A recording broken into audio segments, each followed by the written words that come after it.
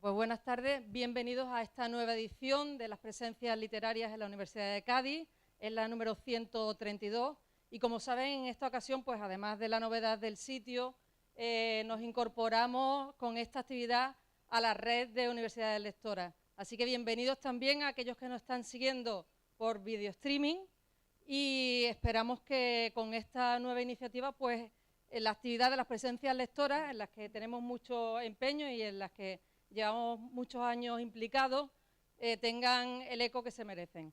Muchas gracias a José María Merino, muchas gracias a Antonio Serrano por estar con nosotros y gracias a todos vosotros. Ya sabéis que después del formato de la entrevista se pasarán algunas preguntas que el público ha podido ya realizar a través de la web y que además Antonio pues también os dará la palabra para que si alguno quiere intervenir pues que podáis hacer las preguntas que crea José María. Muchas gracias.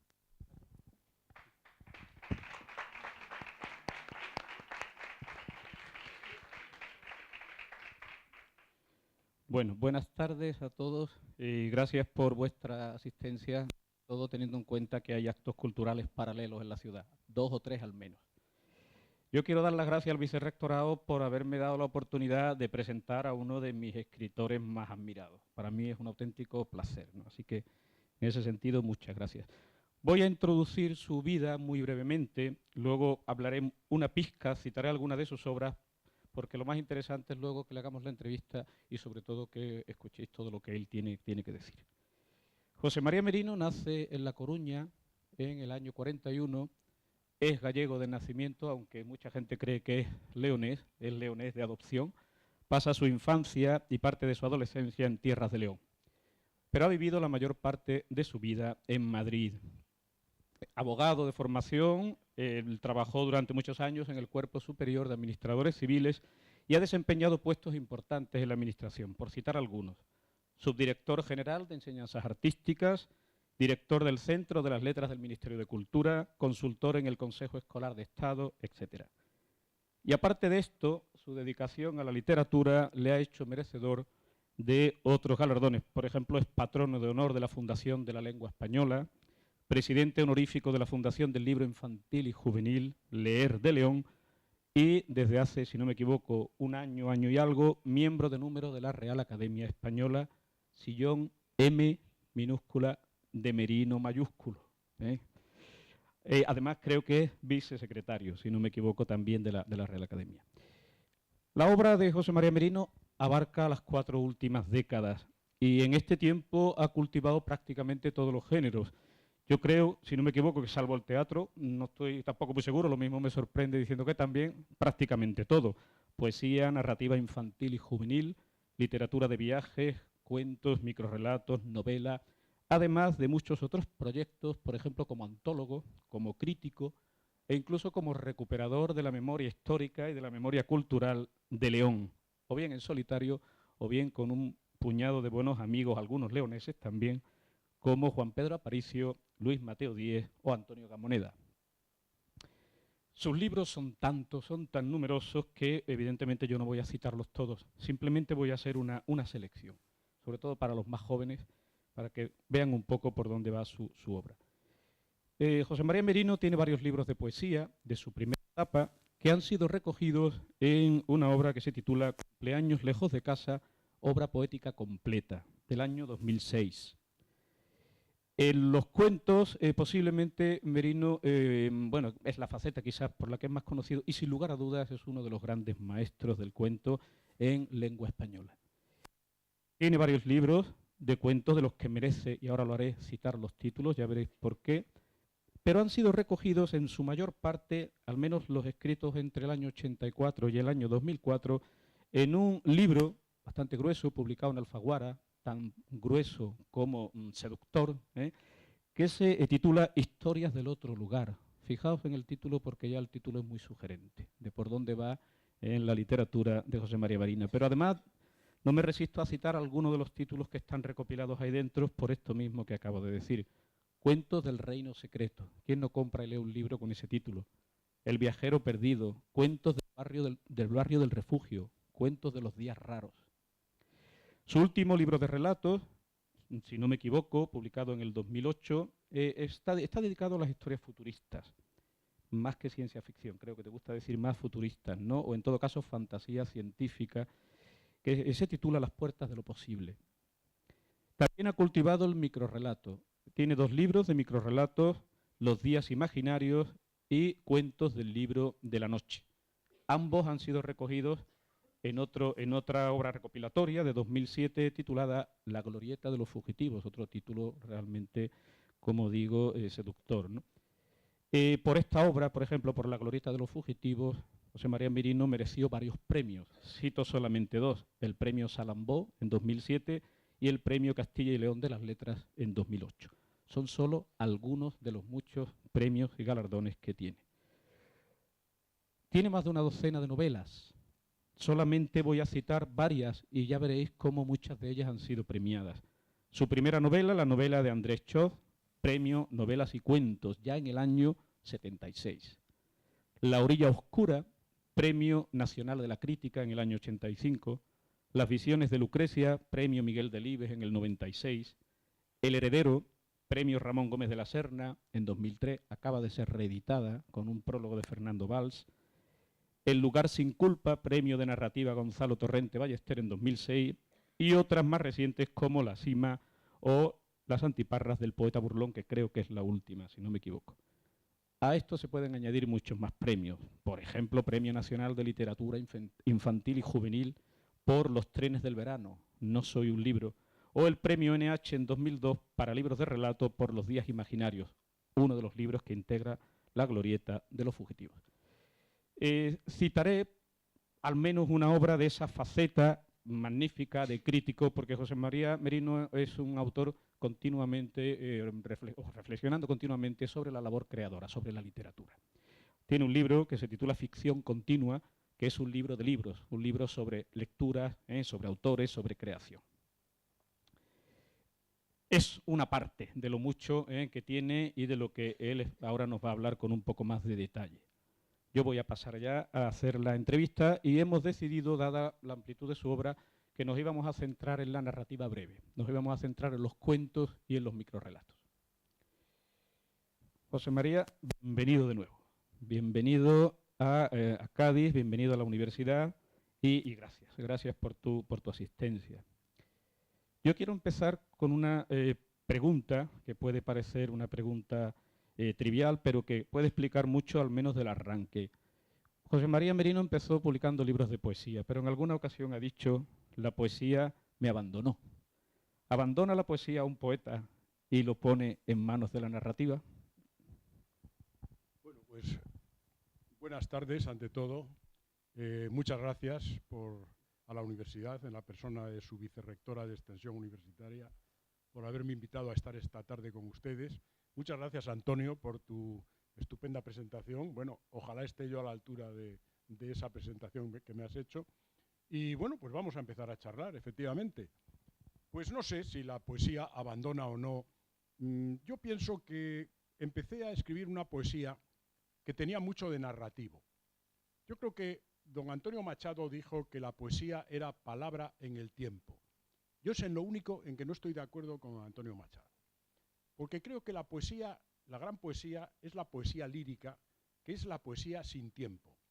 La poesía que te parece que puede estar inscrita en la piedra, que puede estar lanzando un mensaje para siempre, un mensaje universal. Mientras que la narrativa está en el tiempo. Yo escribía una poesía que tenía más que ver con las baladas, que contaba cosas. Era una poesía, pues, pudiéramos relacionarla más con lo que pudiera ser lo épico, ya eso he dicho, la balada. Y en cierto modo, pues yo estaba predestinado a la narrativa. Y cuando descubrí el cuento, bueno, pues la poesía me dijo, ahí te quedas. Bueno, mientras tanto, debo decir que en connivencia con otros colegas que tú has citado, Luis Mateo Díez y Agustín Delgado, hicimos un libro de poesía como en broma, grotesco, burlesco, que se titulaba Parnasillo Provincial de Poetas Apócrifos, donde nos inventamos unos cuantos poetas con su biografía y su obra. Bueno, pues la poesía a partir de ahí nos declaró insolventes y abominables. Y dijo, no quiero saber nada más con vosotros. Y yo, desde luego, no he sido capaz de volver a escribir un solo poema. Es decir, que aunque hace 3 o 4 años creo que he publicado mi poesía reunida, fue porque me tentó el editor. Me dijo, Merino, ¿por qué no publicamos? Y dije, pues sí, pero en realidad la poesía no quiere, desde hace muchos años, no quiere saber nada conmigo. Ahora, yo aprendí muchísimo en la poesía. La poesía para mí fue un taller, fue un aprendizaje y bueno, creo que la poesía, porque te exige esa elección del vocablo, esa precisión del concepto, la poesía, desde luego, por lo menos, es un maravilloso taller para escribir. A menudo, José María, has escrito que en tu infancia había muchos relatos oídos. Dicho de otra manera, había oralidad. Y antes, hace un rato, mientras conversábamos, me decías que eres un gran defensor de que se cuenten cuentos. ¿Hasta qué punto la oralidad ha sido determinante en tu vocación de escritor? Bueno, yo todavía viví, fijaros, y os agradezco muchísimo vuestra presencia, es muy estimulante ver tantos rostros jóvenes delante de uno. Fijaros que cuando yo era niño no existía la televisión, esto dicho así, dice, pero este señor, ¿de dónde viene este señor? No existía la televisión, existía el cine, y yo he sido y sigo siendo un gran cinéfilo. El cine, además, pues podías pasarte las tardes enteras en un cine, porque había unos llamados selectos programas dobles, donde sesión continua, donde ponían 2 películas durante, bueno, prácticamente todo el día. Podías pasarte la tarde allí. Pero no existía la televisión. Entonces, digamos, la transmisión oral era algo que era muy natural en lo cotidiano. Pero además, donde yo me crié, que fue en León, había un culto, un viejo culto de lo oral. La oralidad estaba institucionalizada en la comunicación de la gente. Durante el invierno, cuando ya se habían terminado las faenas campesinas, cuando además había ya mucha nieve, no se podía salir, la gente se reunía en esas tardes interminables, en esas noches interminables del invierno, se reunía en una reunión que se llamaba filandón, que viene de hilar. Era una reunión con el pretexto de hilar, las mujeres hilaban, los hombres arreglaban instrumentos, hacían zapatos de madera, madreñas, zuecos, y entonces se contaban historias de terror, historias de fantasmas, historias reales, recuerdos, historias de pueblos abandonados, historias de grandes hambrunas, historias de lobos, se contaban historias, y esa costumbre de contar era algo que estaba en la cultura cotidiana. Yo recuerdo de niño que mi abuelo, que murió cuando yo era muy niño, pero tengo de él un estupendo recuerdo, fijaros que mi abuelo provenía de un pueblo de la provincia de León, mi abuelo paterno, se instaló en León, en el Camino de Santiago, y hizo esto que podría llamarse ahora un hotelito con encanto. Bueno, entonces era una modesta fonda. Pero mi abuelo, por ejemplo, cuando a mí me explicaba, oye, abuelo, esto del Camino de Santiago, dice, el Camino de Santiago pasa por delante de casa, pero no me señalaba la carretera, me señalaba la Vía Láctea. Era que yo desde niño tenía la idea de que la Vía Láctea pasaba por delante de la casa de mi abuelo. Entonces mi abuelo era un hombre que contaba muchas historias y le gustaba mucho escuchar historias. Y había un tipo que se llamaba Argimiro, que venía y contaba, y mi abuelo decía, ¿te has fijado lo bien que cuenta las cosas Argimiro? Él no se fijaba tanto en lo que contaba cuanto en cómo lo contaba. Él valoraba mucho el saber contar. Y ese saber contar estaba en la vida cotidiana. Los niños veíamos una película y esa película nos servía de referente durante un año. Yo todavía recuerdo las veces que me contaron Murieron con las botas puestas, por ejemplo. Yo la vi una vez o dos, porque en mi casa pudieron darme 50 céntimos, pero había algunos que pudieron verla 3 o 4 veces, y eran los bardos. Decían, pues entonces, y contaban la historia de Murieron con las botas puestas. Y eso se transmitía oralmente también, porque claro, ahora vivimos un mundo donde una película dura una semana, no sé, pero entonces una película quedaba casi grabada en la memoria colectiva, se convertía en un elemento mítico, ¿no? Y yo pertenezco un poco a esa generación que valoraba mucho lo oral y que se nutría mucho de la experiencia oral.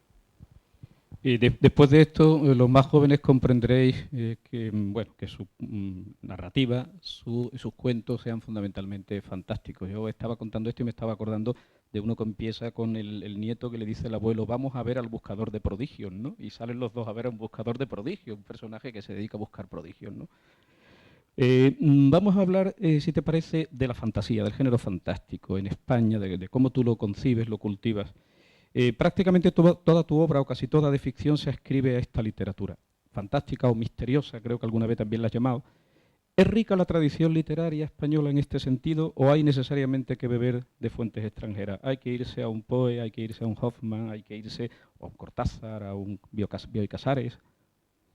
Bueno, yo creo que esto daría para mucho tiempo y para una charla muy extensa.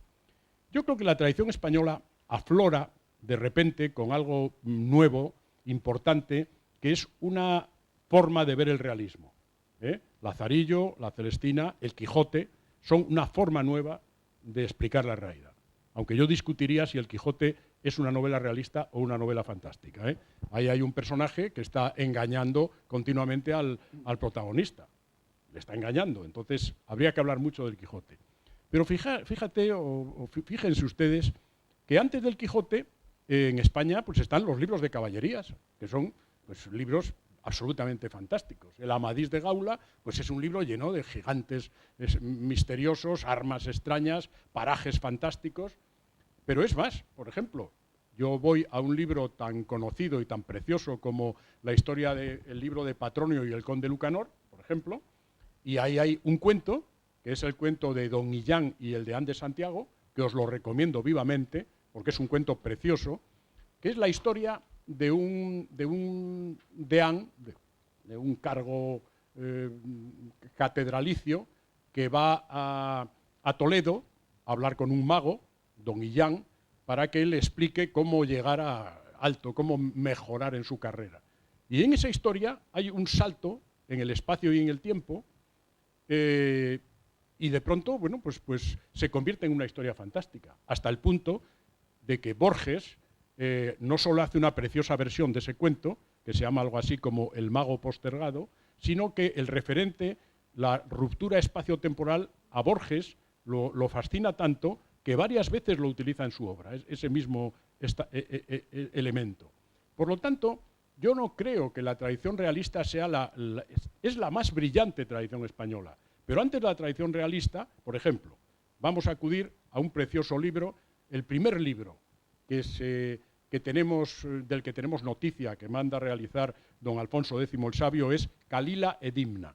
Calila Edimna es la historia que viene del mundo indio, a través del Persia y a través del árabe, y pasa a lo que pudiéramos llamar el castellano.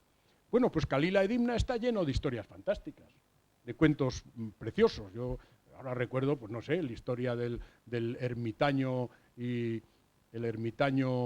la ratita, que seguramente recordaréis. Un ermitaño salva de las garras de un águila a una ratita y le da tanta pena a la ratita que dice, qué pena que esta ratita no fuese una persona, no fuese un ser humano, porque yo estaría acompañado. Y lo pide a la providencia con tal fuerza que la ratita se convierta en un ser humano, que la providencia lo concede, y la ratita se convierte en una niña. Pasan los años, la niña ya se ha convertido en una mocita, y el ermitaño piensa, tú te tienes que casar, te voy a buscar un marido. Y dice la niña, pero yo solo me casaré con el ser más fuerte, más poderoso del universo. Y dice el ermitaño, ¿y quién puede ser? El sol. El sol, que todo lo quema, que todo lo hace fructificar, poderoso, y le dice, sol, tienes que casarte con mi ahijada porque ella solo podrá casarse con el ser más poderoso del universo. Del sol, yo no soy el más poderoso. Viene la nube y me tapa. La nube es más poderosa que yo. El ermitaño se lo pide a la nube. Nube, dice la nube, yo no soy lo más poderoso. Viene el viento, me mueve de un lado para otro. Viento, tienes que casarte con mi ahijada, yo no soy el más poderoso. La montaña me detiene, yo voy volando y la montaña me para. Y el ermitaño va a la montaña y le dice, montaña, tienes que casarte con mi ahijada, que quiere casarse con el ser más poderoso del universo. Y dice la montaña, lo siento, pero a mí me tienen llena de agujeros los ratones. Los ratones son más poderosos que yo. Y he aquí cómo la muchachita se convierte otra vez en ratita para encontrar su media naranja entre sus semejantes. De este cuento se han hecho muchas lecturas, pero para empezar es un cuento fantástico, ¿no? Sí, como de hecho son muchas de las fábulas que se recogen en el libro de Khalil Ibn, pues Claro. la fábula de los animales que conversan y se comportan como seres humanos tiene mucho también de esto, ¿no? Has tocado un punto que yo tenía anotado, que es el de la literatura fantástica frente a la literatura realista. Pero yo quiero ir un poco más allá porque, bueno, da para mucho también esto. Quiero ir un poco más allá porque me ha interesado especialmente y creo que puede interesarle a ellos también tu concepción de la creación en lo que se refiere a literatura de pura imaginación, a literatura fantástica. Porque en algún momento me ha parecido leerte que la literatura fantástica o la fantasía frente a la realidad propicia mucho más o conlleva mucho una mayor calidad de la pura imaginación, porque no está sujeta a los datos, a las fechas, a esos lastres que van de alguna manera, pues bueno, eso, lastrando, ¿no? Lastrando la otra literatura. Esto es cierto. Hay una pura imaginación mayor en la fantasía, una literatura mayor desde el punto de vista de la calidad literaria que la realista. Yo no me atrevería a decir eso. A mí me gusta toda la literatura. Es decir, yo disfruto extraordinariamente con Marianela de Galdós o Fortunata y Jacinta, como disfruto con La montaña mágica de Thomas Mann, como disfruto con los cuentos de Cortázar, como disfruto... En fin, no tengo prejuicios en este sentido. Creo que la gran literatura, y esto también nos llevaría a hablar, a ir muy lejos. A veces tenemos la idea, y a mí cuando hablo delante de gente joven me gusta recordarlo. Tenemos una idea de que la literatura es algo que pertenece a la cultura, en fin, algo que hemos inventado los seres humanos después de muchos años, que hemos ido acuñando una serie de hallazgos y que al final hemos creado la literatura como hemos creado otras cosas. Bueno, yo quiero advertiros una cosa. La literatura es dar forma, mediante la escritura, mediante la palabra escrita, a una serie de estructuras imaginarias, estructuras narrativas, que pueden ser fantásticas, que pueden ser realistas, pero la literatura pertenece a lo que llamamos la ficción. Es decir, algo que no es ni verdad ni mentira, es otra vía, la ficción, una manera de intentar entender la realidad. Y eso nos pertenece a los seres humanos desde que estamos en el mundo. Nuestra especie lleva en el mundo unos 200.000 años. Y seguramente, si nuestra especie se diferenció de otras especies, como puedan ser el Homo neanderthalis u otras especies, es porque nosotros empezamos a utilizar la ficción para intentar entender el mundo. No sabíamos cómo era el mundo. Imaginaros que no teníamos nada detrás, no teníamos historia, no teníamos ciencia, no teníamos filosofía, no teníamos matemáticas, no teníamos escritura. La escritura es muy reciente, solo hace 6.000 años que tenemos escritura. Y además no la utilizamos para escribir literatura, precisamente. Se utilizó primero para contar, es decir, para lo económico, luego para la historia y luego para la religión. Y muchos años después se empezó a utilizar la escritura para la literatura. Pero la ficción está con nosotros desde que estamos en el mundo. Durante años, la ficción, a través de la ficción, las abuelas contaban a los nietos lo que era el mundo. ¿Qué es el viento? Hay una tribu sudafricana muy interesante, a finales del siglo XIX estudiaron su literatura oral y era una cultura que tenía una riqueza oral inmensa y sin embargo no tenía nada. Era un pueblo nómada, es decir, era un pueblo cazador, es decir, todavía más primitivo porque no habían inventado ni la agricultura. Eran un pueblo paupérrimo, no tenían nada, pero tenían una riqueza de ficciones asombrosa. ¿Qué es el viento? Pues el viento es la voz de los muertos. A veces es una voz terrible, desoladora, que te puede destruir, a veces es una voz que te acaricia, que te dice cosas. Pues entonces ya sabemos lo que es el viento. Es la voz de los muertos. Y ya podemos contar a las sucesivas generaciones que el viento es la voz de los muertos. ¿Qué es la luna? Bueno, ¿qué es la Vía Láctea, de esa de la que hablaba mi abuelo, la que pasaba por delante de la casa de mi abuelo? Pues sencillamente un puñado de ceniza de una hoguera apagada que en el periodo menstrual, que era algo que asombraba, había unas cuantas cosas que asombraban a estos pueblos, pues el misterio del menstruo, el misterio de la muerte, el misterio del nacimiento. Una muchacha en ese periodo lanza al cielo un puñado de ceniza, se convierte en la Vía Láctea. Pues ya sabemos lo que es la Vía Láctea. Es decir, la ficción era una manera de ir interpretando la realidad y dándole a la gente el conocimiento del mundo a través de la ficción. Ahora me diréis, pero hombre, la Vía Láctea no es eso. Y os digo, a pesar de todo, estamos más cerca del puñado de ceniza que lanzó una muchacha al cielo de lo que realmente es la Vía Láctea. Porque cada día, hoy nos dicen los agujeros negros, luego la antimateria. Ahora dicen que ya hay zonas donde no hay ni materia ni antimateria. Es decir, bueno, todavía estamos más cerca de lo que decía aquella tribu pigmea de lo que es la realidad. Por lo tanto, yo creo que la literatura, yo no creo que sea mejor lo fantástico que lo realista. Tal vez lo que pasa es que lo fantástico tiene que jugar con elementos extraños, misteriosos, y sin embargo no perder de referencia a la realidad.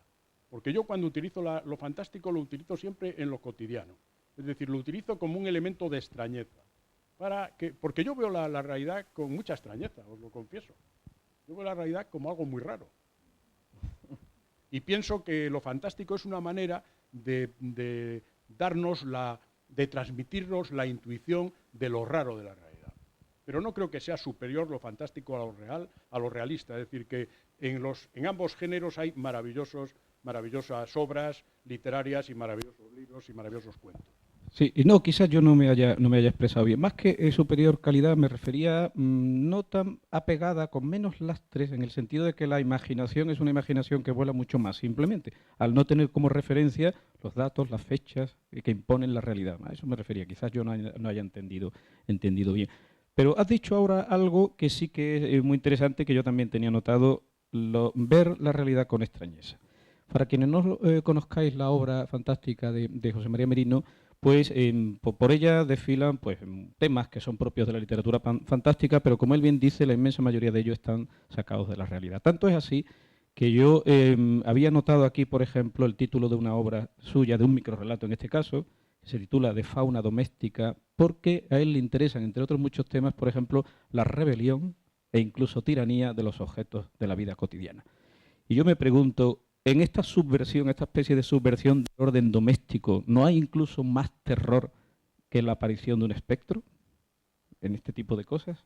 Pues sí, yo creo que yo cuando quiero guardar una cosa muy bien, me propongo, tengo mucho interés en saber dónde voy a meter este documento, este texto, lo lanzo a un espacio, a una dimensión inencontrable.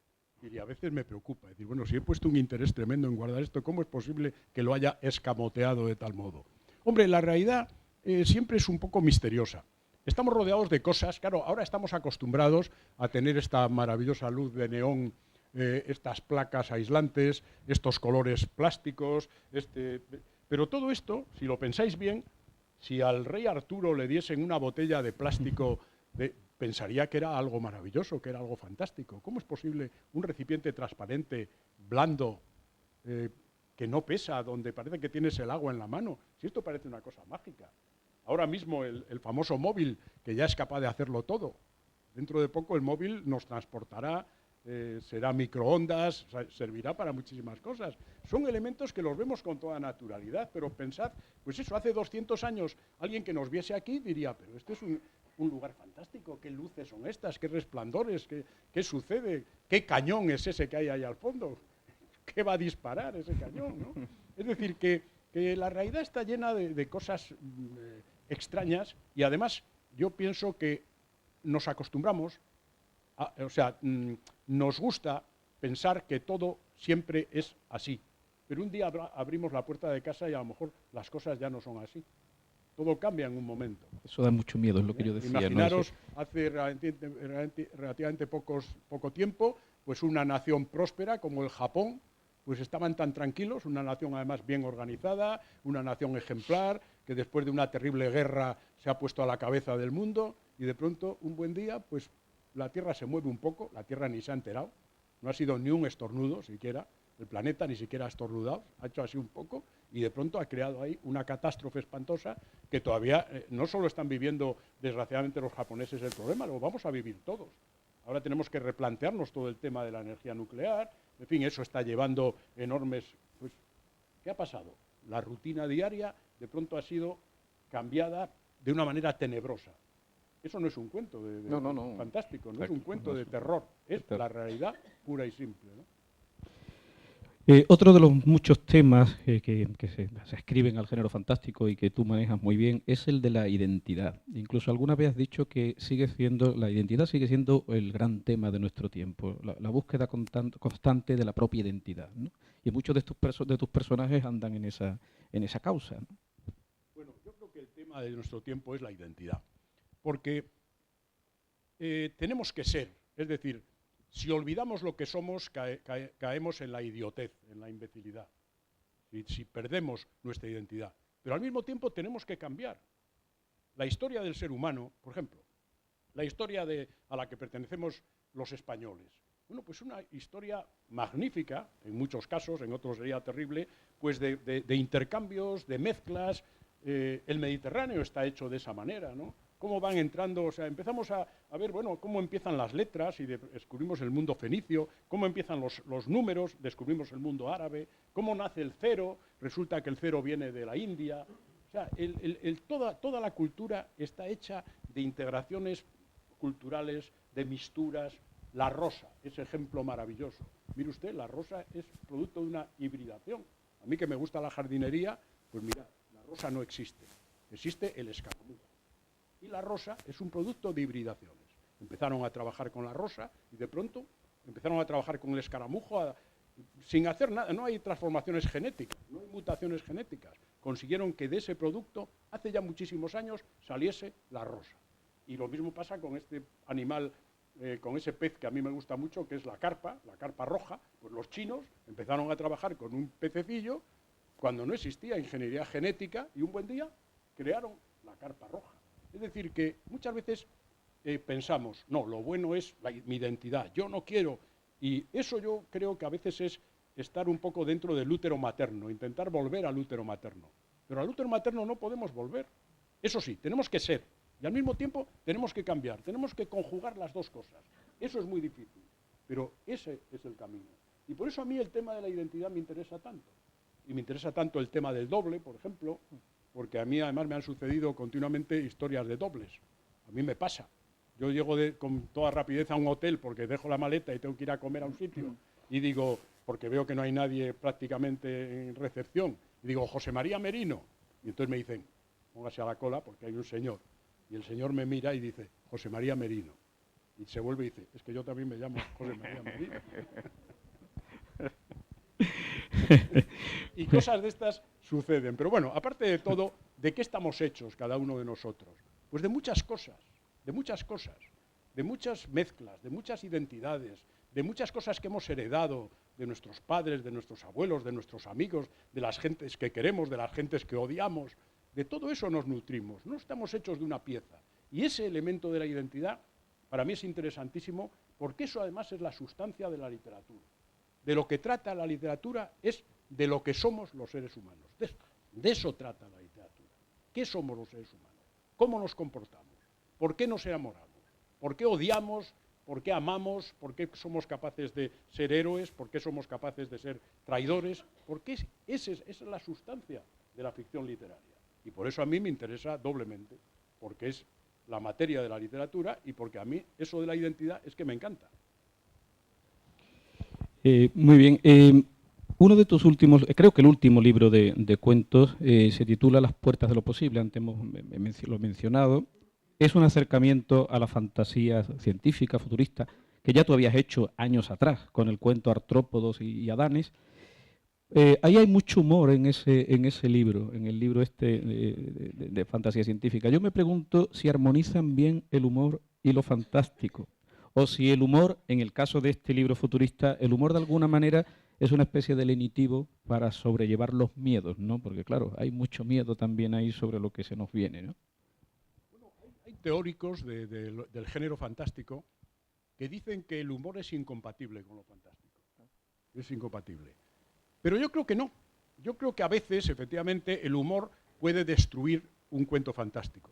Hay preciosos cuentos fantásticos de Clarín o de Galdós que como no se lo creen, como tienen miedo de que se rían de ellos, porque en España, si hemos entrado en lo fantástico, es gracias a los hispanoamericanos, no hay que olvidarlo. Son los hispanoamericanos los que nos han dicho, oigan, que se puede escribir literatura fantástica y no pasa nada. Nosotros hemos tenido como una especie de horror reciente, creo yo, porque ya os digo que en nuestra cultura está el Calila Edimna, está Patronio, hay historias, están los libros de caballerías, pero es curioso que de pronto en un momento determinado en España inventamos la Inquisición. Y la Inquisición no soporta lo fantástico, no lo soporta, porque piensa que lo fantástico, en fin, es sospechoso de superstición, es algo que compite con lo sobrenatural. ¿Qué es eso de lo fantástico? Y hay libros inocentísimos, por ejemplo, un libro precioso llamado Jardín de Flores Curiosas, de don Antonio de Torquemada, que fue prohibido severamente por la Inquisición. Es decir, que hay en fin, una sospecha, y por eso precisamente pasan los años y entramos en lo realista, y además acuñamos un concepto de lo realista magistral, porque el Quijote pues, ha influido en todas las literaturas del mundo. Eso sí, lo han descubierto antes los rusos o los ingleses que nosotros, también hay que decirlo. Tal vez nosotros descubrimos el Quijote, somos los que más tarde hemos descubierto el Quijote, ¿no? Pero durante muchos años parecía que lo único que podíamos hacer los españoles era una literatura realista. Y en el siglo XIX, pese a grandes escritores como Bécquer, parece que la línea, o como Pedro Antonio de Alarcón, que también hace sus pinitos fantásticos, parece que la línea es lo estrictamente realista. Pero a finales del XIX, principios del XX, en lengua española, en Hispanoamérica, que tienen menos prejuicios o que están más lejos de la Inquisición, digamos, o del recuerdo de la Inquisición, empiezan a jugar con lo fantástico. Y nosotros nos volvemos a nutrir de eso. Porque yo creo que lo que tenemos los hablantes de esta lengua, de esto que estoy hablando, es pues un maravilloso patrimonio, y es que casi 400 y pico millones de personas estamos hablando esta lengua, estamos escribiendo en esta lengua. Y esta lengua ya hoy tiene pues todos los matices, todas las posibilidades, y los hispanoamericanos nos dan una lección. Nos dicen, vuelvan ustedes a escribir fantástico, que no pasa nada. El fantástico pertenece a nuestra cultura, pues efectivamente, desde hace muchísimos años. ¿Por qué no seguir con lo fantástico? Sigamos un poco con el humor, porque además, como has mencionado antes, esto que te pasó en la recepción de un hotel, da la impresión algunas veces que sí que la ficción puede acabar engullendo también al autor, ¿no? ¿Qué es aquello que te ocurrió, que creo que le puede gustar sobre todo a los más jóvenes, qué te ocurrió con una mesa de estilo Tudor rural cuando estabas escribiendo Cuentos del Reino Secreto, ¿no? Bueno, es que esto parece mentira, pero bueno, la literatura se nutre de estas cosas. Yo tenía un amigo, todavía lo tengo, pero le he perdido la pista, que fue cambiando de profesión a lo largo de los años. Luego ya empezó a dedicarse al mundo inmobiliario y perdió aquel encanto. Pero entonces hubo una época de su vida que se convirtió en anticuario, y os aseguro que era admirable. Por ejemplo, se fue a Perú y en Perú descubrió los baúles, unos baúles cubiertos de cuero que llevaban los emigrantes hace muchos años a Perú. Compró todos los que encontró, hizo que una naviera se los trajese baratísimos a España, y en España los vendió 100 veces por el valor, multiplicando por 100 el valor que les había costado, y encima eran baratos. Bueno, pues lo mismo hizo, fue a Inglaterra y se dedicó a comprar toda clase de muebles antiguos, y nos los vendía a los amigos. Y nos los vendía a buen precio, pero nos los vendía a los amigos. El día que se le acabó el último amigo, cambió de profesión, dejó de ser anticuario. Bueno, y a mí me vendió una mesa Tudor rural. Todavía ayer la estuve viendo, porque es que es una mesa de estas abatible, seguramente es un velador. No olvidéis que los veladores, eran estas mesas redondas que tenían 3 patas y que servían para sostener las velas. Por lo tanto, cuando hablamos, entonces se celebró una velada. Una velada era una reunión a la luz de las velas, y las velas se colocaban encima del velador. Es decir, que tiene un sentido todo esto. Y entonces, un velador Tudor rural, y además de una madera rarísima, ¿no? De roble, de roble de tal manera que, bueno, es perfecta, es muy, efectivamente, muy tosca, pero tiene encanto. Es abatible, tiene una especie de bayoneta para sostener la tabla, pero se mueve mucho. Y yo un día me senté ahí encima, yo tenía una mesa para trabajar, pero me senté encima de la mesa Tudor rural, y de pronto empezaron a ocurrírseme cuentos.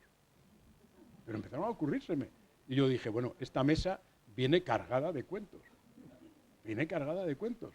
Y me senté, y además mi mujer decía, ¿pero qué haces ahí? Porque la habíamos puesto en lo que pudiera ser la sala de casa, ¿no? Mira, déjate, es que esta mesa no te imaginas cómo viene.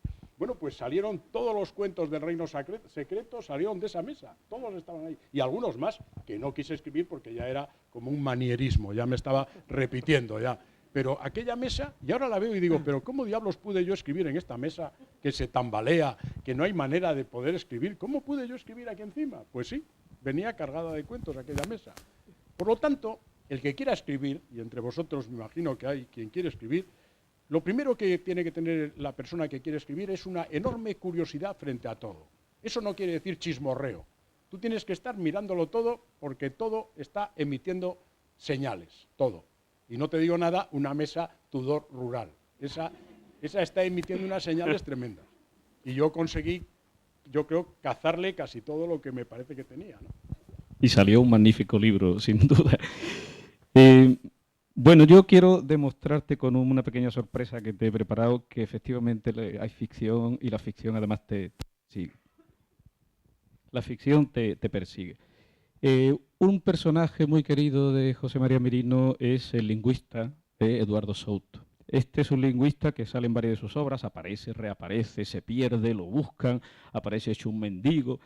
Yo cuando leí la serie esta de Souto, yo pensaba, digo, Merino está utilizando a Souto como trasunto del académico, que es tan cuadriculado y está tan pendiente de sus palabras que no desconoce absolutamente la creación, me pareció. Es la antítesis del creador, ¿no? Luego me pareció también que podría ser incluso un vehículo para todo tu interés, toda tu reflexión sobre la palabra. Pues bien, este personaje, Eduardo Souto, que es invención de, como digo, de Merino, resulta que hoy está aquí. Y diréis, ¿cómo que hoy está aquí? Bueno, recientemente le han dado un premio, que es el Nobel de Arquitectura, a un arquitecto portugués que se llama Eduardo Souto de Moura. Y mira por dónde esta mañana en el diario de Cádiz, la noticia de Eduardo Souto de Moura, y que va a venir a Cádiz además, aparecía en el diario al lado de la noticia que daba o que hablaba de tu encuentro. Lo digo porque a lo mejor ahí hay otro cuento. Esa página es, no he traído la otra, pero es la página que va a continuación, lo dejamos aquí para ti, la que va a continuación, y el señor se llama Eduardo Souto de Moura. Bueno, pues esto tiene una historia que es la siguiente.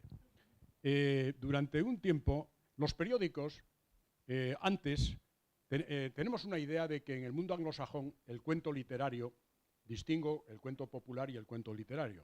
El cuento literario está vivo porque la prensa publica muchos cuentos. Pero en realidad, antes del cine, en los periódicos españoles y en las revistas se publicaban continuamente cuentos. Yo que hice una antología de 100 años de cuentos, 1898-1998, no os podéis imaginar la cantidad de cuentos que se publicaban en los periódicos y en las revistas. Leer un cuento era una manera de entretenerte, cuando no existía el cine, por ejemplo, que luego el cine, claro, acabó un poco con todo eso. Hubo unos años que algunos periódicos españoles intentaron recuperar esa cultura y durante un tiempo, luego ya lo abandonaron también con esta ligereza con que en España cambiamos de registro fácilmente, ¿no? Y recuerdo que El País comenzó una serie de cuentos que venían en una separata como en un papel especial que venía dentro, me parece que del Dominical. Y a mí me encargaron un cuento. Y se me ocurrió un cuento sobre un lingüista que pierde el sentido de las palabras. Pierde el sentido de las palabras y claro, si perdemos el sentido de las palabras, si de pronto lo que hablamos es solo un ruido, si empezamos a no entender las palabras, el mundo empieza a desaparecer. Y efectivamente este hombre tiene un destino aciago, desaparece. Cuando olvida la última palabra, desaparece. Bien, yo le llamé Granda, el profesor Granda. Y un buen día, yo entonces trabajaba en el Ministerio de Cultura, había un académico de la lengua, don Emilio de Lorenzo, que recuerdo que era un hombre muy inteligente y muy sordo, llevaba un sonotone gigantesco, se me acercó y me dijo, oiga Merino, he leído el cuento suyo, ese de las palabras del mundo, ¿y qué ha opinado el profesor Granda? Y dije, ¿cómo el profesor Granda? Y me enteré que hay un lingüista que se llama profesor Granda en Salamanca.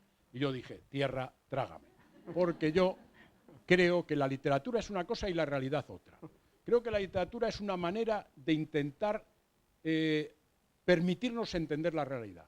La literatura es seguramente el instrumento más preciso para poder entender lo misterioso de los comportamientos, lo misterioso de las conductas, la realidad. La prueba es que cuando Sigmund Freud hace su gran teoría de psicoanálisis, él se basa en la literatura para explicar el alma humana, el corazón humano. Pero la literatura no es la realidad, es distinta. Yo no podía llamar Granda a mi filólogo. Y entonces pensé, voy a cambiar. Y cuando el cuento salió publicado en libro, le puse el nombre de Souto, que era también un homenaje gallego, porque ese cuento transcurre en la Costa de la Muerte, en fin, era un homenaje. Bueno, a partir de ese momento, el tal Souto se me aparece de vez en cuando. Empiezo un cuento y dice Souto, ese cuento es mío, Merino. Que no, que es mío ese cuento. Y bueno, y lo tengo que utilizar como personaje. Hasta tal punto que hay una profesora, Ángeles Encinar, que está preparando un libro que se llama Cuentos e invenciones del profesor Souto. Va a reunir todos los cuentos del profesor Souto.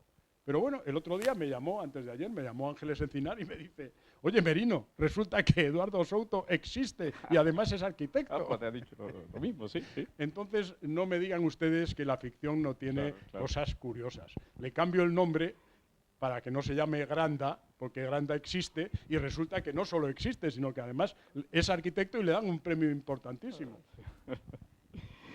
Bueno, en distintos relatos tuyos, tanto relatos de mayor extensión como microrelatos, hay, como decía antes, reflexión sobre la labor creadora. Estoy pensando en un personaje absorto, el viajero perdido. Para ti la narrativa, el cuento, no hablo del microrelato, hablo del cuento, ya digo, de mayor extensión, exige movimiento, tensión y conflicto, has dicho alguna vez. El conflicto lo entiendo desde un punto de vista psicológico. ¿Hay que ser un psicólogo para entender el conflicto de un personaje? Creo que precisamente yo desde luego a veces le digo a algunos amigos psiquiatras que tengo y psicoanalistas, digo, si yo me psicoanalizase, a lo mejor ya no escribía. Es decir, seguramente yo, muchos de mis problemas profundos, de mis enigmas inescrutables, los salvo a través de la creación. Yo ahí libero cosas, etcétera, ¿no?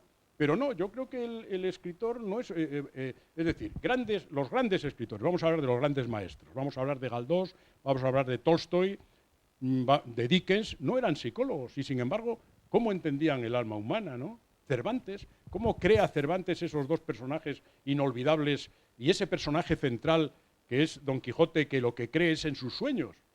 Don Quijote lucha por sus sueños. Y por eso seguimos leyendo el Quijote, porque el Quijote nos dice, cree en tus sueños y lucha por tus sueños. Ese es el mensaje del Quijote. Pero diría, caray, qué asombroso psicólogo fue Cervantes, inventando un prototipo de soñador que al mismo tiempo pierde todo, es un perdedor y sin embargo es admirable porque nos está dando una lección de cómo luchar por tus sueños y no desfallecer en eso. ¡Qué gran psicólogo! Pues no tenía nada de psicólogo, era recaudador de contribuciones, ¿no? Y además exsoldado. Es decir, yo creo que el escritor, bueno, pues inventa una psicología y cuanto mejor sea el escritor, más capacidad tenga para diseñar conductas, ¿no? Vamos a pasar, si te parece, porque ya el tiempo va premiando, a los microrelatos. Dedicar al menos la última parte de la entrevista a este, bueno, ahora veremos si género o no género, pero a esta forma narrativa que además que ha existido hace mucho tiempo, que no es nueva, pero que sí que en los últimos años, sobre todo porque casa quizás bien con el ritmo de vida que llevamos y con las nuevas tecnologías, pues se está cultivando muchísimo. Y necesariamente hay que empezar por la terminología.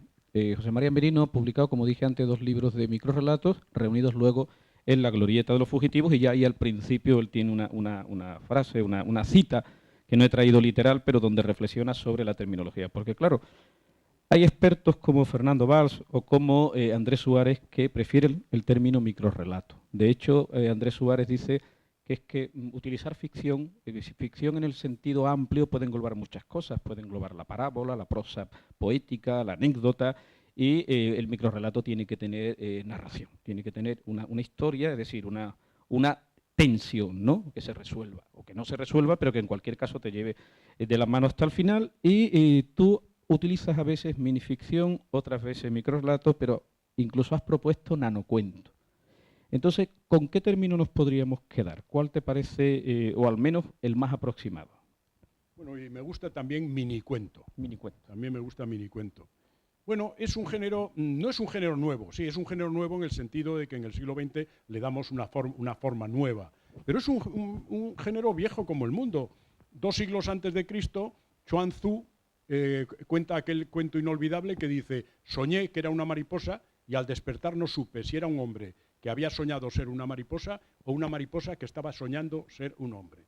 Ese cuento, que ha dado tanta importancia, pasó a través de las 1001 noches del cuento de Abul Hassan, pasó a La vida es sueño de Calderón, es decir, es un cuento que ha influido muchísimo en toda nuestra cultura. Entonces, bueno, pues ese es un microrrelato, 2 siglos antes de Cristo, ¿no?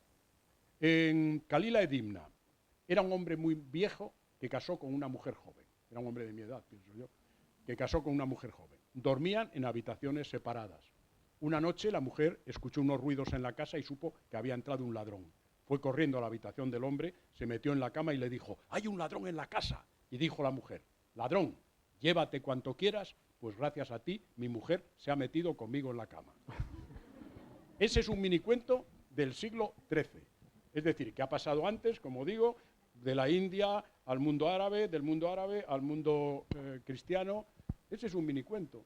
Claro, lo que pasa es que en el siglo XX se le da otra forma, porque empezamos a utilizar elementos de la poesía, elementos del aforismo, elementos...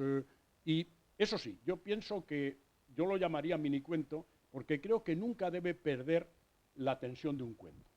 Es decir, una cosa es un aforismo, claro, otra cosa es un texto breve, pero el minicuento debe tener por lo menos el embrión de lo que es un cuento. Sí, sí, sin duda. Y hay mucho aforismo que quiere pasar por ser un microrrelato o por ser un minicuento, es cierto. En la última parte de tu glorieta de los fugitivos hay una parte divertidísima que se titula La glorieta miniatura.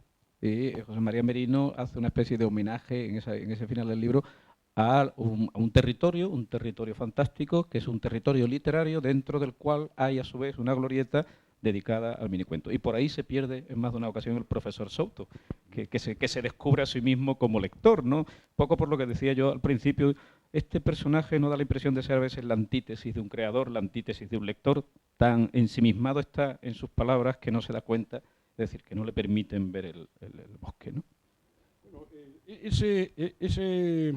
esa glorieta miniatura tiene un sentido, y es que me invitaron a un congreso de microrrelato o de minificción en Neuchâtel, en Suiza. Y dije yo, bueno, ¿y yo qué tengo que hacer? Pues una ponencia. Y me dijeron, bueno, una ponencia que no dure más allá de 20 minutos. Y dije, hombre, me hace gracia que hagáis un congreso de minicuento y que me pidáis que lleve una ponencia de 15 páginas. Es un poco absurdo. Y entonces, dándole vueltas, dije, bueno, yo voy a hacer una ponencia en forma de minicuentos, 25 minicuentos. Y eso fue mi ponencia, porque me parecía absurdo una ponencia larga para unos textos que precisamente tienen que caracterizarse por su brevedad, ¿no? Ese fue el origen. El profesor Souto, yo no sé, para mí es un personaje un poco... yo le tengo mucho cariño al profesor Souto, como ya es tan pesado y viene tan a menudo a verme, pues ya no sé si en realidad se da cuenta, no se da cuenta de lo que es la literatura, pero bueno, no quiero juzgarle, prefiero no juzgarlo. Bueno, dos cositas más para ir terminando ya, porque imagino que tendréis muchas preguntas que hacerle. Brevemente, ¿qué opinas del panorama actual, del cuento español, de la narrativa breve en España, los últimos 20 años? Bueno, yo tengo buen concepto. Solo creo, el otro día hice precisamente, de vez en cuando, cada 3 meses, escribo una crítica para un libro en la revista de libros.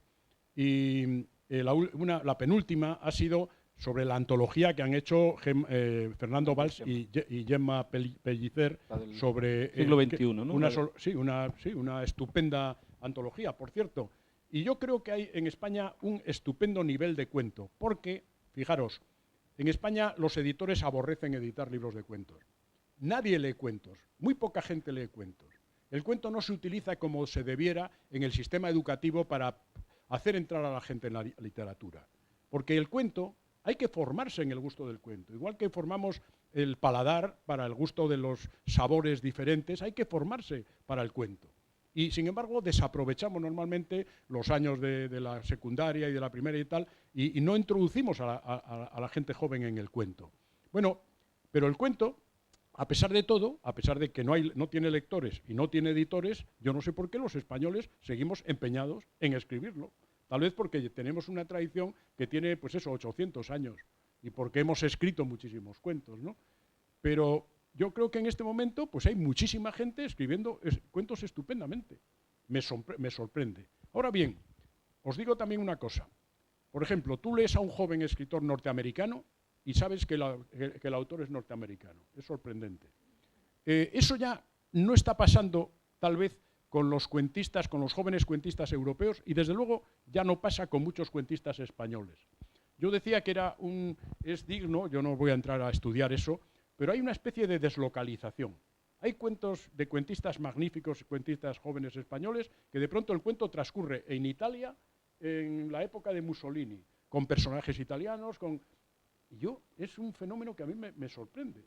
Porque, por ejemplo, ha habido grandes cuentistas en el mundo anglosajón, como Somerset Maugham, que efectivamente eran cosmopolitas, colocaban sus cuentos en la India o colocaban sus cuentos en un lugar exótico, lejano, pero el protagonista siempre era inglés.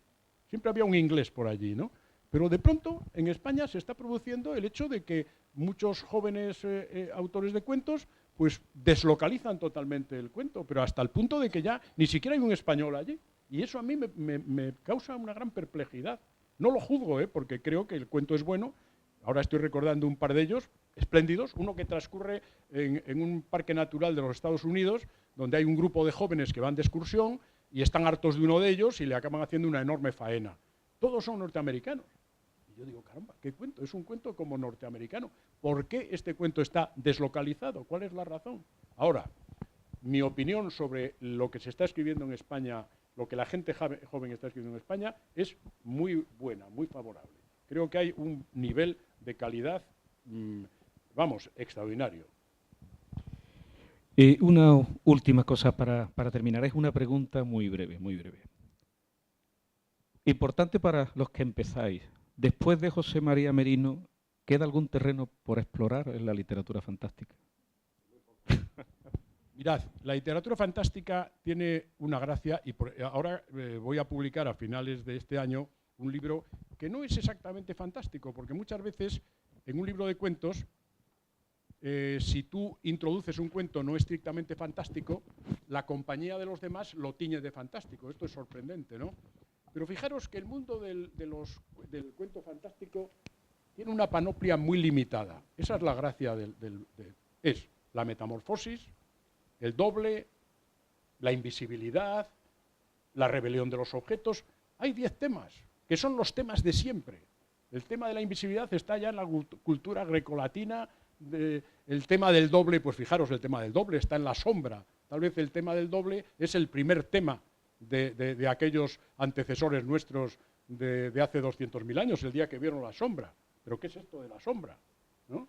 ¿Qué es esto de que me miro en el agua y hay un reflejo? ¿Qué es lo que pasa? ¿Qué misterio es ese? ¿No? Es decir, que en lo fantástico nunca inventamos nada nuevo.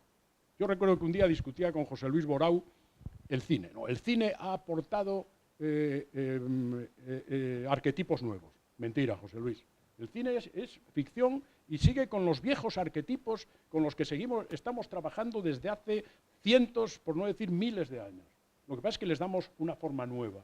Y en lo fantástico pasa igual. Fijaros, él me decía, Alien. Hombre, Alien, por favor, ¿qué me estás hablando? Los horribles monstruos están hasta en los relatos verídicos de Lucrecio. Es decir, pero ¿de qué me estás hablando? La mujer fatal, por favor, la mujer fatal está en la historia de Jasón y los argonautas, está en la Odisea. El invisible, dije, hombre, el invisible, pues está el famoso anillo de Ciges, que hacía invisible a quien lo ponía. No hay ningún arquetipo nuevo. Repetimos los mismos arquetipos. Los volvemos a repetir. Las historias que contamos llevamos un software que son 25 arquetipos. Eso es el Homo sapiens. y le damos vueltas continuamente. Los mezclamos, ahora sí, llegamos a una cantidad de misturas, los relacionamos, los intercambiamos, pero los temas siguen siendo los temas de siempre, los viejos temas de siempre. Y eso pasa en lo realista y en lo fantástico. Es que esta novela es totalmente renovadora, no. Tiene una visión nueva, distinta, moderna, de un tema viejo como el mundo, pues el tema de Polifemo está ahí, el tema de la gruta, el tema de la hechicera, el tema de Caín y Abel, el tema de Romeo y Julieta. Pues yo creo, ahora pienso, ¿cuántos Romeos y Julietas con las grandes emigraciones, los grandes movimientos migratorios que está habiendo en Europa, cuántas historias de Romeo y Julieta no habrá por ahí? Eso está desde que nos refugiamos dos familias diferentes en una primera caverna allá en el Paleolítico. Ya empezó el tema de Romeo y Julieta. O sea que los arquetipos están en nosotros. Y somos eso, el Homo sapiens tiene una manera de ver el mundo a través de una serie de arquetipos. El Homo sapiens un día inventa la ficción literaria, es decir, la ficción imaginaria, la ficción de las palabras. Inventa el dibujo, la imagen, para poder interpretar el mundo. Inventa la música, que es una manera de intentar reproducir los ruidos de la naturaleza. Inventa las matemáticas, es decir, ¿cuántas vacas tengo? 1, 2, 3, 4, 5. Y esas cuatro formas están con nosotros desde que empezamos a ser Homo sapiens. Y luego, en lo que toca al mundo de la imaginación literaria, pues hay unos cuantos arquetipos. El día que estudiaron los cuentos populares, la escuela de Shklovsky, la escuela de todos los rusos, pues sacaron, me parece, 35 comportamientos en los cuentos populares. Bueno, pues esos son los comportamientos. No hay otros. Y es sorprendente porque dicen, es curioso que todas las culturas del mundo han inventado prácticamente las mismas historias.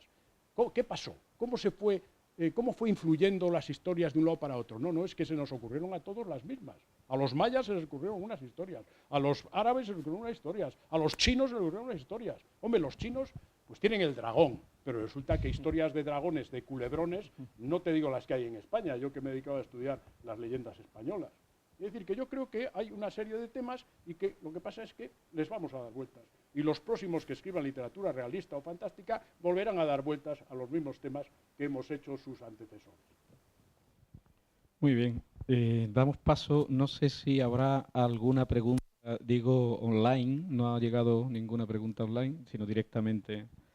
Bueno, si queréis aprovechar para preguntarle a José María Merino, es una ocasión única. Así que venga, sobre todo los más jóvenes. Ángeles, venga.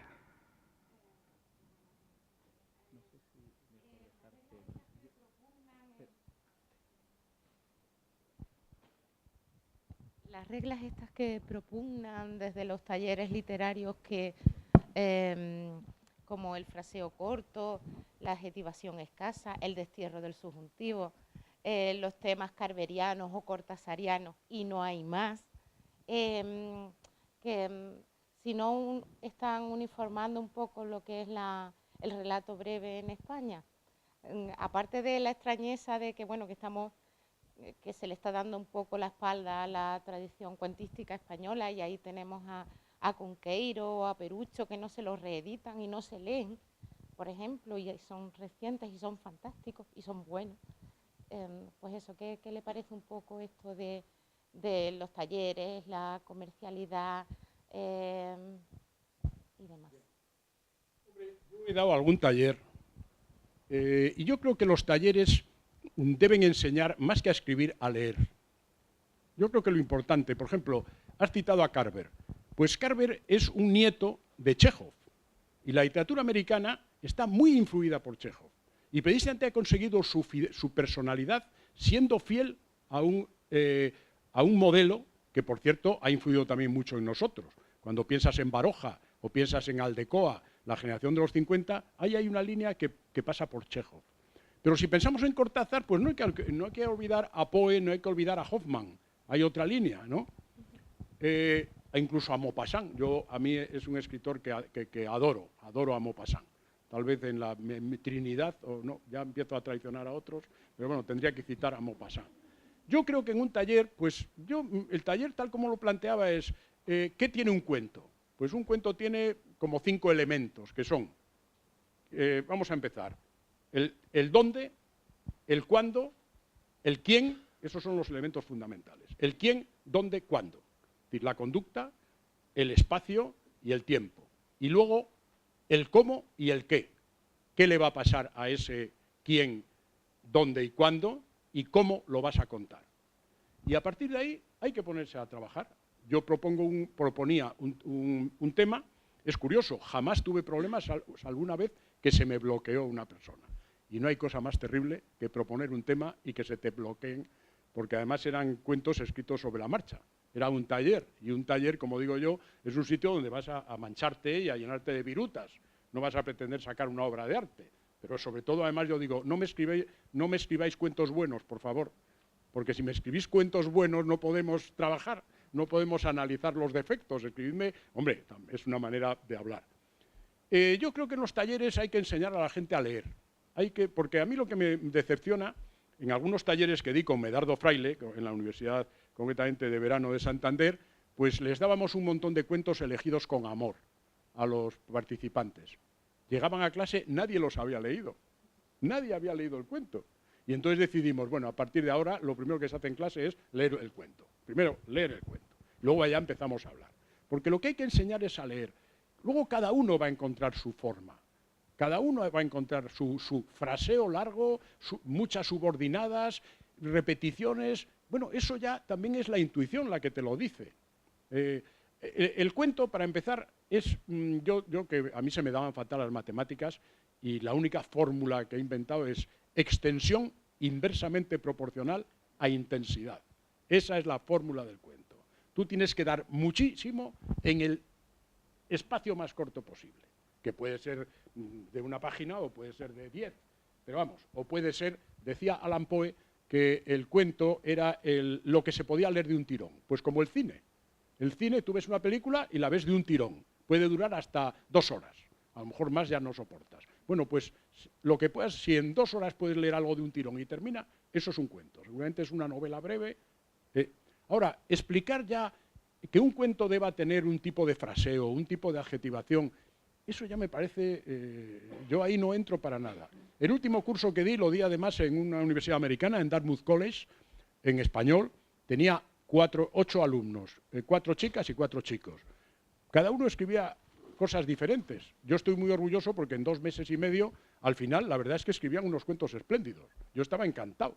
Yo decía, bueno, yo he conseguido estimular pero yo lo que procuraba era que leyesen cuentos y que viesen cómo el maestro había afrontado ese cuento, cómo Chekhov había resuelto esa situación, cómo Carver o Cortázar o Aldecoa o Baroja habían enfrentado a esos 2 personajes y habían solucionado esa situación. Porque lo demás yo creo que es muy difícil explicar fórmulas en materia de literatura. Luego cada uno pues escribe como le sale o como le conviene o como le va. Hay gente que le encanta ser muy barroca, hay gente que le encanta ser absolutamente concisa y austera, y eso ya es el genio de cada uno. Y a veces eso te hace que produzcas un texto interesante y a veces no. Y yo eso sí, lo que no he hecho nunca en mis talleres, que ya no he vuelto a dar desde hace tiempo, es engañar a la gente. Tampoco humillarla. Porque claro, en el cuento los españoles sobre todo ponemos mucho superego. Menudo, he escrito aquí esto, a ver, pero yo decía, pues mira, yo pienso que, o yo decía, no, esto está muy bien, mira qué bien ha resuelto este tema, o por qué no lo ha resuelto de esta manera. A veces en el cuento tenemos que plantearnos el punto de vista, ese cómo, que yo decía antes, ese cómo, es decir, este cuento cómo lo enfoco, en primera persona, en segunda persona, ¿quién lo está contando? Es decir, ¿empiezo desde el principio o empiezo en medio del asunto? Y eso todo es el cuento el que te lo va a decir. A mí el cuento, yo la novela la veo como una especie de exploración a un lugar desconocido. El cuento siempre es una iluminación. ¿Se te ocurre o no se te ocurre? Ahora bien, una vez que se te ocurre, tú tienes que empezar borradores. La gente piensa que los cuentistas profesionales y veteranos como yo sacamos el bolígrafo, nos ponemos al ordenador y ya está el cuento. No, perdona. Tienes que empezar a trabajar. Y sobre ese texto, empezar a dar vueltas a ese texto. A lo mejor ese texto, efectivamente, yo recuerdo que una vez en uno de aquellos seminarios de Santander, yo propuse un tema que era un pequeño atestado, yo leí un atestado muy breve, un accidente, y dije, bueno, a trabajar sobre esto. Y Medardo Fraile, aunque es un hombre mayor que yo, pues era más inocente, más ingenuo, y dijo, bueno, pues todos a trabajar. Yo lo miré, y dijo, venga, Merino. Luego, cuando terminó aquello, le dije, oye, Medardo, nosotros no estamos aquí para escribir cuentos, estamos para que lo escriban ellos, no me fastidies. Pero bueno, yo guardé aquel cuento que había escrito improvisadamente, lo guardé. Pasó el tiempo y un buen día dije, hombre, aquel cuento no estaba mal, voy a recuperarlo. No, voy a ver si me acuerdo y lo reescribí, porque había perdido el original. Pero un día, repasando entre el caos de papeles que tengo en casa, descubrí el cuento en una carpeta que ponía Santander, tal. Estaba el cuento y resulta que aquel cuento que había escrito sobre la marcha improvisadamente era mucho mejor que el cuento reescrito con la memoria de aquel tema. O sea que a veces también un cuento te da muchísimo trabajo o de pronto sale muy bien. Pero la literatura no es fácil. La literatura, fijaros una cosa, quien quiera escribir, si piensa, es que me cuesta mucho esfuerzo, pues claro que cuesta mucho esfuerzo. A mí hace años, cuando el centenario de Hans Christian Andersen, la embajada danesa o el Estado danés me hizo embajador de Andersen en España. Ojo, es uno de mis títulos de gloria, embajador de Andersen en España. Y le hicieron también embajadora de Andersen en España a Tamara Rojo, que es bailarina del Covent Garden y que es una bailarina de Andersen. Una bailarina de Andersen, de un cuento de Andersen. Y yo le pregunté, oye, Tamara, ¿tú cuánto ensayas al día? Y me dijo, nunca menos de 8 horas. Claro, tú ves bailar a Tamara Rojo y vuela. ¿Qué facultades tiene? ¿Qué don? ¿Cómo que qué don? 8 horas de baile. Ese es el don. Y en escritura es lo mismo. Hay que esforzarse, hay que trabajar, hay que criticar lo que haces, hay que darle vueltas. ¿Es esto lo que quiero decir? Y ese es el secreto, ¿no? Ahora, en un taller, pues lo que tienes que incitar es a la gente a que lea, poner eso en común, discutirlo y luego proponer textos, que la gente escriba y discutir esos textos. Y yo creo que además los textos hay que trabajarlos, o sea, los talleres a largo plazo no me gustan. Me gusta trabajar directamente. Es decir, bueno, ahora ya me he dado cuenta últimamente, a mí últimamente la gente me escribía el cuento en 40 minutos. Yo les daba 1 hora. Bueno, ya descubrí que yo, eso sí, eran cuentos muy breves. Cuentos breves. Porque yo lo que quería era un poco la síntesis. Yo quiero la quinta esencia. Bueno, pero, y eso en el taller no es tanto la forma lo que tienes que enseñar, cuanto el sentido, la sustancia, el espíritu del cuento.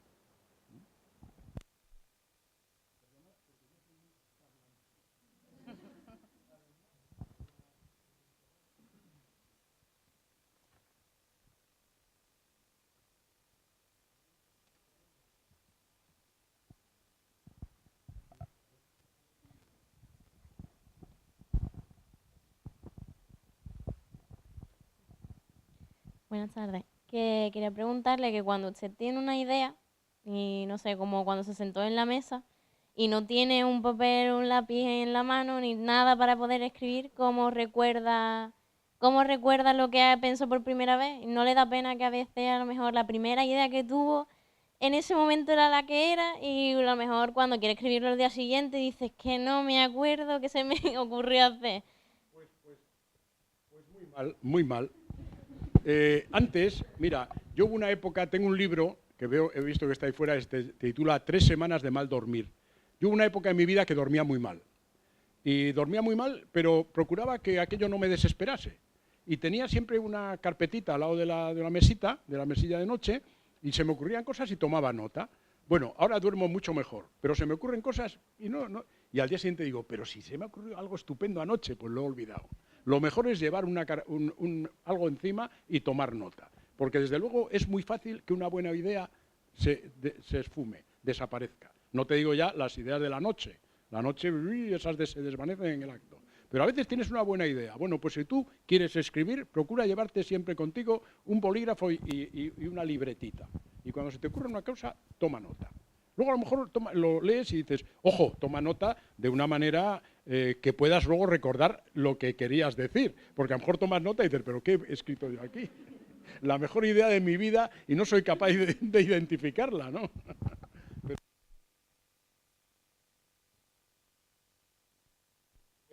Me voy a acordar esto, ¿no? Pues ya no me acuerdo de ello. Y era el mejor cuento de mi vida.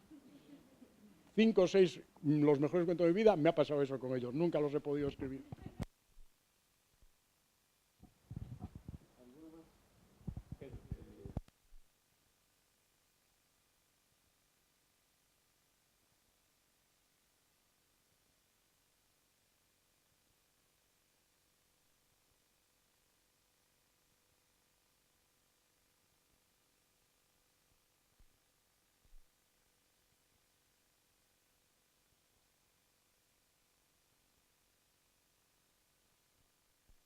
Yo tengo algunos cuentos, algunos libros, pero muy puntuales, porque los he escrito en momentos especiales, ¿no? Y yo, lo que pasa, yo nunca renuncié a nada. Por ejemplo, tengo una trilogía, Las Crónicas Mestizas, El Oro de los Sueños, etcétera, que cuando iba hace años a algún instituto a hablar con el alumnado del libro, pues me preguntaban, es que ese libro tiene palabras muy raras, porque habla de jarcias y de obenques. Y yo decía, hombre, pero ¿cómo vas a poder entender un velero o una carabela si no hablas de jarcias y de obenques y de cofa? Bueno, ahora me dicen, las últimas veces que he ido, es que tiene palabras muy raras. El libro empieza diciendo, a veces me quedo absorto, punto. Esa es la primera oración del libro. Y me dicen, es que tiene palabras muy raras, por ejemplo, absorto. Ya me he dado cuenta de que ese libro ha pasado a la historia, de que ha desaparecido. Pero yo lo que sí creo que hay que procurar en los libros juveniles, ahora también ha triunfado, por lo que he tenido ocasión de ver por ahí, lo políticamente correcto. Acabo de hacer el preámbulo para un libro maravilloso, uno de los libros que a mí de niño más me interesaron, me fascinaron. Y lo leí cientos de veces, Las aventuras de Tom Sawyer. Bueno, pues Siruela me ha encargado un prólogo para una edición nueva que ha salido de Las aventuras de Tom Sawyer. He vuelto a leer Las aventuras de Tom Sawyer, pero sí es un libro admirable, maravilloso. Además crea un arquetipo. Es la primera vez en la historia de la literatura que hay un muchacho protagonista. Porque Lázaro de Tormes es un hombre que recuerda su vida. Oliver Twist es un hombre que crece, pero Tom Sawyer es el protagonista muchacho. Bueno, pues claro, es un protagonista que es un vago, un tío travieso, aborrece a los profesores y, sin embargo, en los momentos límites se comporta como un héroe. Es decir, pero ese libro es impolíticamente correcto. ¿Pero qué modelo es Tom Sawyer? Es un desastre. Es un tío que hace novillos, es un tío, bueno. Entonces yo creo que la literatura para jóvenes lo que debe tener en todo caso es un código, hombre, lingüístico pues más accesible, no ser muy complicado de estructura, pero yo no renunciaría a demasiadas cosas, porque yo creo que, y antes lo comentábamos, ahora se utiliza cada vez un código más reducido. La gente joven utiliza menos palabras. Y yo les digo a la gente joven, eso es un gravísimo error. No porque seáis más incultos, que eso no tiene nada que ver, sino porque cada palabra que perdéis es una riqueza, os hacéis más pobres y os hacéis más indefensos. La riqueza léxica nos da patrimonio y nos da defensa frente al mundo. Y el código lingüístico se está reduciendo cada vez más. Estamos utilizando cada vez menos palabras. Y yo creo que eso es un grave empobrecimiento. Pero sí, considero que a lo mejor una obra muy complicada estructuralmente, etcétera. Ahora, yo escribí un libro que me dieron el Premio Nacional titulado No soy un libro, los trenes de verano, y escribí ese libro porque pensé, podía escribir este libro para adultos, pero creo que es mucho más divertido para los jóvenes, es decir, que lo van a entender mejor los jóvenes, porque juega con mundos paralelos, juega con cambios tipográficos, en fin, me parecía como mucho más divertido de leer, ¿no? Entonces no creo que haya tampoco reglas sobre la literatura. Eso sí, que no tenga demasiados edulcorantes, porque muchas veces la literatura para jóvenes está llena de buenos ejemplos, y esa, cuando yo era niño, cuando era muchacho, era la que yo aborrecía. Yo tenía una tía, mi tía Josefina, que siempre me regalaba unas obras editadas por la editorial Excelícer, que eran de unos niños buenísimos. Bueno, para buenísimo, ya era yo un niño buenísimo. Yo quería niños, pues eso, como Tom Sawyer. Yo quería otro tipo de tipo divertido, ¿no?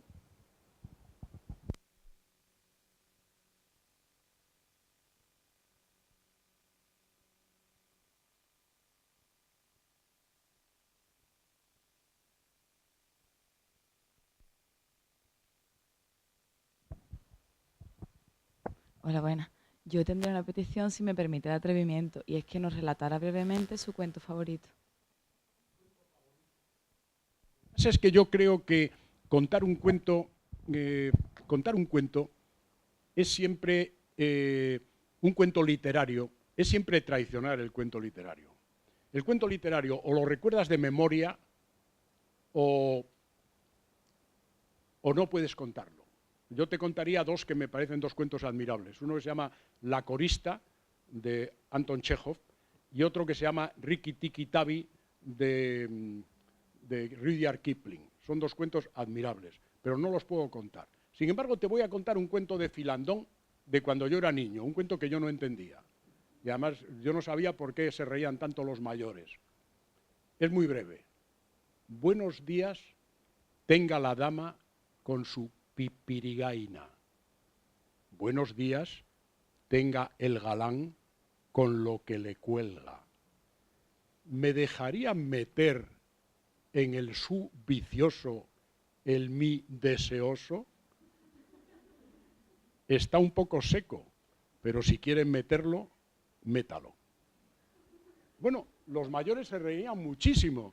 Y yo decía, bueno, pero ¿por qué os reís de ese cuento que no entiendo nada? Y me decía mi abuelo, ¿sabes qué pasa, José Mari? Que tú eres muy joven. Y no entiendes. Mira, hay una dama que está tejiendo en su ventana, en la ventana de su casa, de su castillo, con la rueca, que es la pipirigaina. Y el galán la saluda. Buenos días tenga la dama con su pipirigaina, con su rueca. Y entonces ella le dice, él va a caballo, con su espada al cinto, y dice, buenos días tenga el galán con lo que le cuelga, la espada, que es lo que le cuelga. Sí. Como lleva muchas millas, muchos kilómetros a caballo, sabe que el caballo tiene un hambre feroz, está deseoso, está hambriento. Y sabe que detrás del castillo o de la casona hay unos prados, en León se decía, muy viciosos, es decir, muy ricos en hierba fresca. Me dejaría meter en el su vicioso, es decir, en el campo que hay detrás de casa, el mi deseoso, es decir, este caballo que viene hambriento después de cabalgar tantos kilómetros, pero como ese año, no sé si entonces había cambio climático, había llovido poco, ella sabe que el prado está un poco seco. Y dice, está un poco seco, pero si quiere meterlo, si quiere meter al caballo en el prado, métalo.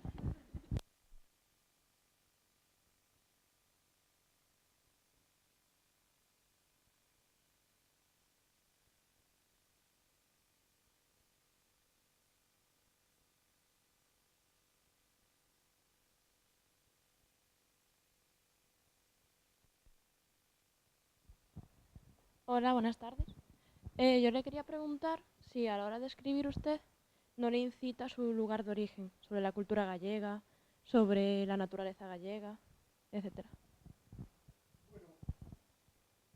La verdad es que yo nací en Galicia, mi madre era gallega, mi padre tuvo que ir allí en la guerra, en fin, soy hijo de la guerra civil, tengo familia gallega y tengo muchas experiencias gallegas, asturianas, pero yo me crié sobre todo en León. Y entonces, pues, mi relación sentimental ha sido con León prácticamente, aunque tengo mucha relación con todo el noroeste. Yo creo que en España, con esto de las autonomías, ya, pues no sé, yo tengo familia gallega, familia asturiana, familia catalana. O sea, soy un español de los de antes. Ahora ya somos solo de un sitio, ¿no? Bueno, entonces, bueno, tal vez sí me ha influido eso, el mundo de lo popular leonés, que es lo que más conocí. Ese gusto por lo fantástico, bueno, me puede venir también de los cuentos que me contaba mi madre, pero también mi abuelo leonés me contaba cuentos fantásticos, ¿no? Yo pienso que eso estaba un poco en todo el espíritu del noroeste, ¿no? Y desde luego, antes alguien citó a Cunqueiro, pues a mí Cunqueiro me ha encantado siempre mucho, ¿no? Porque Cunqueiro, que sin embargo yo también lo he estudiado y he hecho críticas sobre él, Cunqueiro es un escritor que añora ese mundo, un mundo pasado, no es un escritor fantástico, yo más bien creo que es un escritor maravilloso. No es un escritor de lo fantástico, sino de lo maravilloso, ¿no? Porque lo fantástico es cuando en el mundo cotidiano se introduce algo anormal. Lo maravilloso es cuando todo lo fantástico es normal. El Señor de los Anillos no es fantástico, es maravilloso, ¿no? Y Cunqueiro me gustó mucho, y siempre me ha gustado mucho ese mundo de lo fantástico. Pues muy de niño ya leía a Allan Poe, que me gustaba mucho, ¿no? O a Becker. Yo creo que Becker, pues hay un cuento que yo leía en casa, que es el Monte de las Ánimas, que es un cuento que todavía me da miedo, cuando casi lo recuerdo de memoria, ¿no? Bien, todo eso me ha podido influir, evidentemente, ¿no? Pero bueno, yo tampoco pretendo hacer una literatura ceñida específicamente a al lugar de mis recuerdos. Hay cuentos que sí tienen que ver, por ejemplo, Cuentos del Reino Secreto tiene mucho que ver con mis experiencias de infancia y de juventud, ¿no? Pero bueno, ya me da igual un paisaje que otro. Ahora acabo de terminar una novela, había escrito una novela que transcurría en una isla, El lugar sin culpa, y ahora he escrito una que transcurre en el nacimiento de un río, y no he buscado ningún río de León, he buscado el nacimiento del Tajo, porque además ahí cerca hay una laguna que se llama de Taravilla, donde el conde don Julián, que ya sabéis que fue ese gran traidor, según cuenta la historia, a don Rodrigo y tal, arrojó sus tesoros, ¿no? Entonces, quiero decir que ya no tengo una, digamos, fijación total con el mundo de mis experiencias, pero qué duda cabe que tengo mucha relación sentimental. Hace 2 años me hicieron hijo adoptivo de León y le dije al alcalde, no sé si agradecértelo o echarte una bronca, porque yo ya me había olvidado que no era de León.